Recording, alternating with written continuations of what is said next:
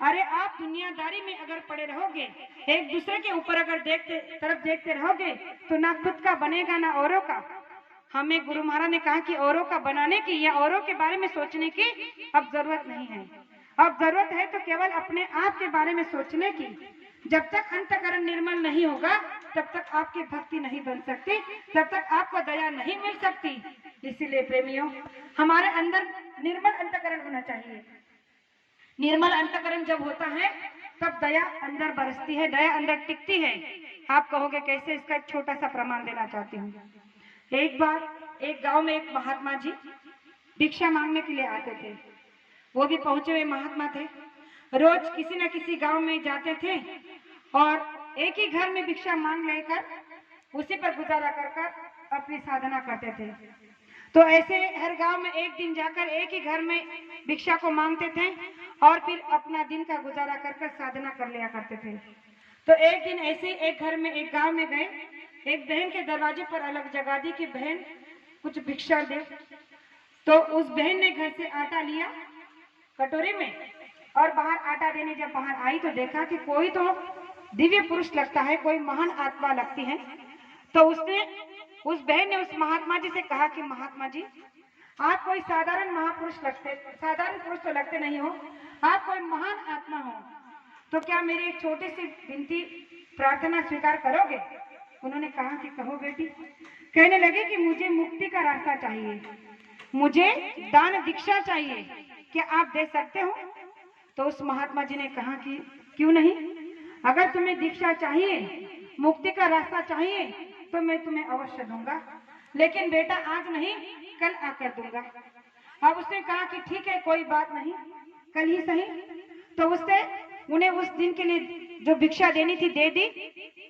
दूसरे दिन का इंतजार करने लगी कि महात्मा जी आएंगे और कल मुझे दीक्षा देंगे, तो उनके लिए गुरु दक्षिणा में कुछ तो ऐसा देना होगा जिससे वो खुश हो जाए। तो सोचने लगी कि क्या दूं। तो वो सोच रही थी कि वो तो कुछ दान दक्षिणा लेते नहीं, खाने के लिए कुछ मांगते हैं, तो क्यों ना मैं उस दीक्षा के बदले में आज उन्हें बहुत अच्छी सी स्वादिष्ट खीर बना दूं।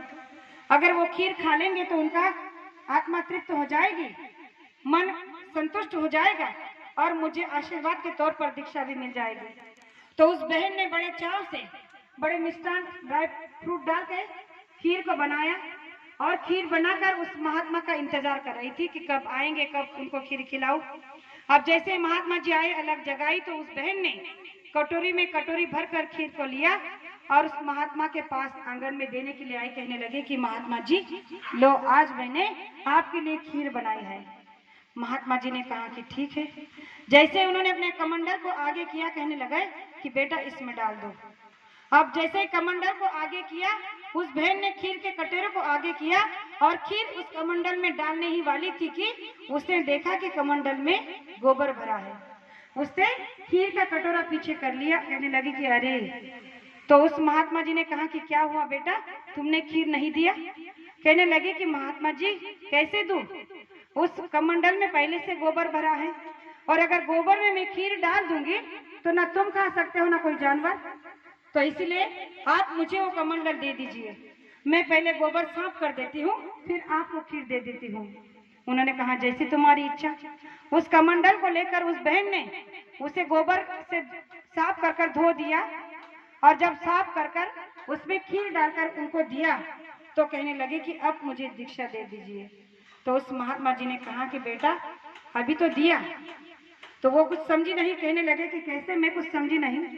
तो उस महात्मा जी ने कहा कि जैसे इस कमंडल में गोबर था तो गोबर की वजह से तुम खीर नहीं दे पा रही थी, क्योंकि इस गोबर की वजह से तुम्हारी खीर खराब हो जाती जो ना मैं खा सकता कोई ना कोई जानवर, इसीलिए उस कमंडल को पहले साफ करना पड़ा। आपने उसे साफ कर धोकर उसमें से गंदगी को, उस कूड़े कचरे को साफ किया, तब जाकर उसमें खीर डालने वो योग्य बना। उसी तरह जब तक मनुष्य रूपी कूड़ा कचरा अंदर से निकाल, मनुष्य शरीर में जो कूड़ा कचरा हमने भरकर रखा है, जो हमारे अंदर विकारों का अवगुणों का भंडार हमने भरकर रखा है, जब तक उस गोबर को, जब तक उस कूड़े कचरे को हम निकाल कर बाहर नहीं कर देते, तब तक ये बर्तन निर्मल कैसे होगा, तब तक ये बर्तन साफ सुथरा कैसे होगा। और इसीलिए गुरु महाराज कहते हैं कि अंदर जब तक ये कूड़ा कचरा रहेगा, आप जितना चाहे सत्संग डालते रहो, ना इसमें रहेगा ना इसमें ठहरेगा। तो सत्संग को ठहराने के लिए क्या करना होगा? पहले इस बर्तन को निर्मल करना होगा।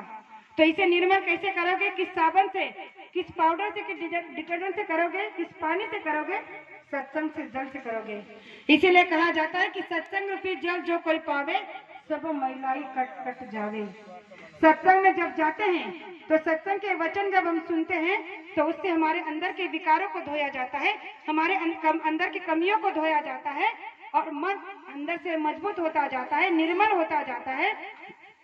और जब अंदर से निर्मलता छलकने लगती है और हम जब पवित्र और पावन हो जाते हैं, शुद्ध हो जाते हैं, तो गुरु की दया अपने आप उसमें ठहरने लग जाती है। और गुरु की दया जब ठहरने लग जाती है तो हमारी बरकत बढ़ने लग जाती है। बरकत बढ़ाने का, बरकत रुकाने का यही एक रास्ता है कि जो भी आपके घर पर आया है, पहले आप उसे संतुष्ट करो, पहले आप उसे खुश करो, तब जाकर आपकी खुशी सही मायने में पूरी होगी।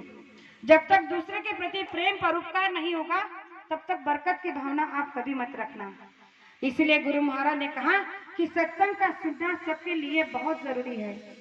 इसलिए सभी सत्संगी प्रेमियों से मैं एक बात जरूर कहना चाहूंगी कि सत्संग हम सभी के लिए बहुत जरूरी है। जहां जहां भी आप